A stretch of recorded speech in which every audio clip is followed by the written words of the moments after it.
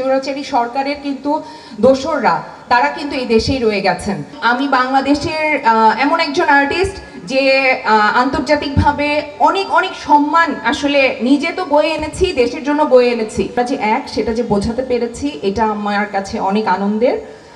আর আমরা হয়তো 5ই অগস্ট একটা স্বৈরাচারী সরকারের পতন ঘটিয়েছি এবং একজন স্বৈরাচারী শাসককে এই দেশ থেকে পালাতে বাধ্য করেছি, কিন্তু আনফরচুনেটলি দুর্ভাগ্যজনক একটা ঘটনা হচ্ছে যে সেই স্বৈরাচারী সরকারের কিন্তু দোসররা তারা কিন্তু এই দেশেই রয়ে গেছেন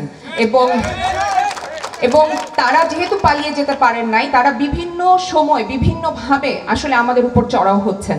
এবং মিডিয়া সমাজের বাইরে না, দেশের বাইরে বা রাষ্ট্রের বাইরের কিছু না।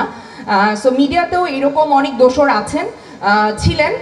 তারা নানানভাবে নানান সময় সেই সুযোগ সুবিধাগুলো নিয়েছেন, তারা তাদের জায়গা শক্ত করেছেন, কিন্তু আনফরচুনেটলি আমাদের জন্য যারা আমরা আসলে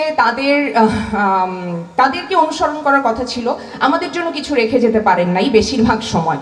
সো আমরা যারা মধ্যবয়স্ক আছি, আমার 41 বছর বয়স, যারা মধ্যবয়স্ক আছি তারা আমরা চাই আসলে যে যারা ইয়াং আছে তারা যেভাবে আমাদের মিডিয়াটাকে দেখতে চায়, যেভাবে সাজাতে চায়, আমি আজমেরী হক বাঁধন আমি সেইভাবে আমার মিডিয়াকে দেখতে চাই। কারণ আমি এই জায়গাটাকে আমি বিলং করি।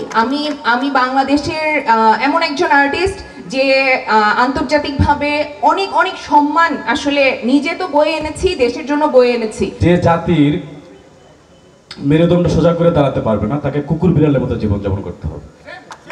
আর সেখানে বক্তব্য ছিল এরকম যে এরকম শোষক বলছে যে তোমার চোখের দৃষ্টি কতটুকুন দেখবে সেটা আমরা ঠিক করে দিব, স্বাধীন উস্কানিতে গা ভাসানো যাবে না, এবং তোমরা কি বলবে সেটা আমরা ঠিক করে দিব। তো হয়েছে কি, আমরা আসলে এরকম জঞ্জালের মধ্যে এতদিন যারা ছিলাম, আর যারা যত 14-15 বছরে এবং তারও আগে থেকে আমাদের ফিল্ম ইন্ডাস্ট্রি, আমরা আসলে যে এক